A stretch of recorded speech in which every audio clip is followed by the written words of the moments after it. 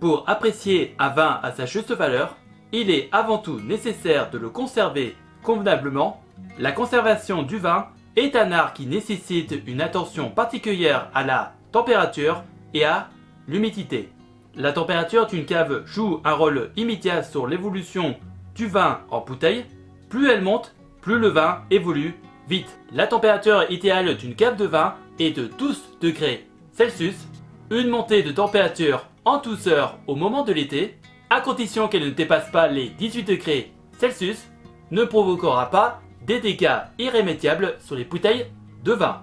En ce qui concerne l'humidité, c'est un facteur fondamental du bon vieillissement du vin. En l'absence d'une humidité suffisante, soit un taux d'au moins 70%, les bouchons sèchent et le vin s'évapore. Le vin fait partie intégrante de notre patrimoine culturel et le vin d'exception est un symbole de luxe à la française. C'est un plaisir, voire même une passion pour beaucoup de personnes, et nos vins s'exportent dans le monde entier, particulièrement nos grands crus de Bordeaux comme Pétru, Château de la Tour ou Château Margaux. Mais souvenez-vous de ceci, le vin est un investissement que nous qualifions d'atypique. Il ne faudrait pas y investir plus de 10% de votre patrimoine. Et on enchaîne sur le deuxième critère.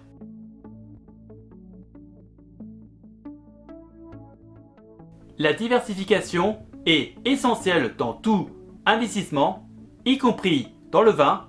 En effet, constituer une cave avec différentes bouteilles de vin permet de repartir les risques et de maximiser les opportunités de valorisation. Pour une cave digne d'un connaisseur, privilégiez les régions les plus renommées, en particulier les Bordeaux et les Bourgogne. Si vous visez des plus-values substantielles, optez pour les premiers crus classés et les grands crus de la région bordelaise, ainsi que pour certaines bouteilles de vin de Bourgogne. Pour maximiser votre succès, vous pouvez explorer des domaines moins célèbres dans les grandes appellations. Enregistrez votre cave en misant sur d'autres régions. Les vins de la vallée du Rhône, de la Loire, du Jura ou de Provence peuvent réserver d'excellentes surprises. Vous pouvez aussi tenter les cépages du sud-ouest, voire même des crus exotiques d'Italie ou d'Espagne. Et on enchaîne sur le troisième critère.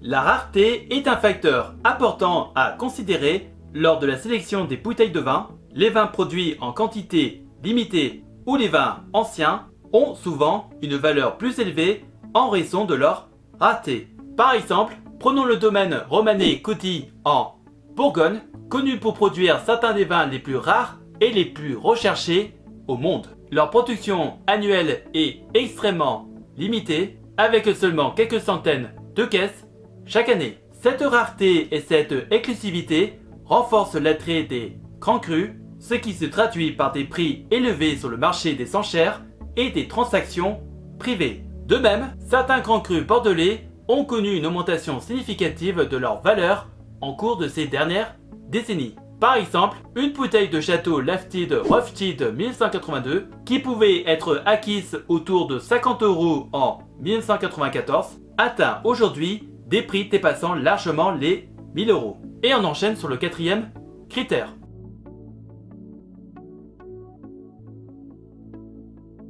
La qualité du vin est un critère crucial. Optez pour des vins de qualité reconnus par les experts et les amateurs, car cela peut influencer leur valeur sur le marché. Lorsqu'on cherche à investir, il est très important que la qualité soit optimale, car elle influence directement la plus-value future du produit. Donc, il ne faut pas hésiter à dépenser plus sur certains crus haut de gamme, tels que Margaux ou Pomerol, qui peuvent offrir jusqu'à 30% supplétive si elles présentent un bon rapport qualité-prix. De plus, il ne faut pas hésiter à lire des critiques et des notes sur telle bouteille de vin. Plus les notes sont homogènes et élevées, plus le vin sera recherché par les amateurs. Et on enchaîne sur le cinquième critère.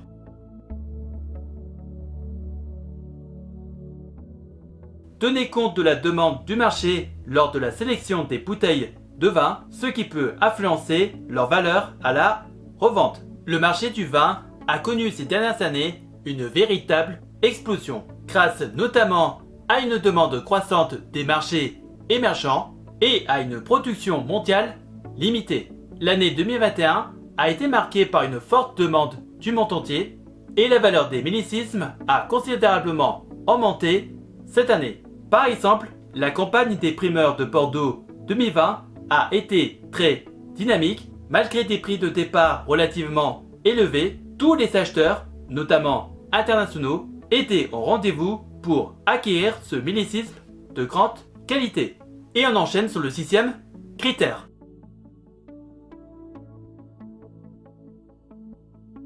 L'un des aspects les plus importants à considérer lors de l'investissement dans le vin est la durée de conservation. En général, un vin rouge peut se conserver jusqu'à 5 ans dans des bonnes caves à vin, tandis qu'un vin modeste peut se conserver jusqu'à 2 ans. Dans un cas d'investissement, il est préférable de privilégier les bouteilles de vin qui ont une durée de conservation plus longue. Les vins qui peuvent vieillir pendant plusieurs années ont souvent un potentiel de valorisation plus élevé. Et on enchaîne sur le 7e critère.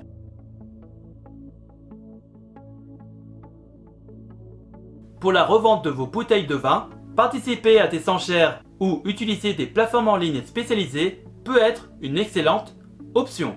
Ces plateformes peuvent vous aider à obtenir une estimation précise de la valeur de vos bouteilles de vin et faciliter la vente. Les enchères de vin sont un moyen populaire pour vendre des bouteilles de vin. Des plateformes comme Interenchères ou Truo organisent régulièrement des ventes aux enchères des vins. Ces plateformes offrent une grande visibilité à vos bouteilles et peuvent vous aider à obtenir le meilleur prix possible. Pour estimer la valeur de vos bouteilles de vin, vous pouvez utiliser des outils en ligne comme Italwin. Ces outils vous fournissent une estimation en temps réel du prix de vos bouteilles selon la cote actuelle du marché. Et on enchaîne sur le 8e critère.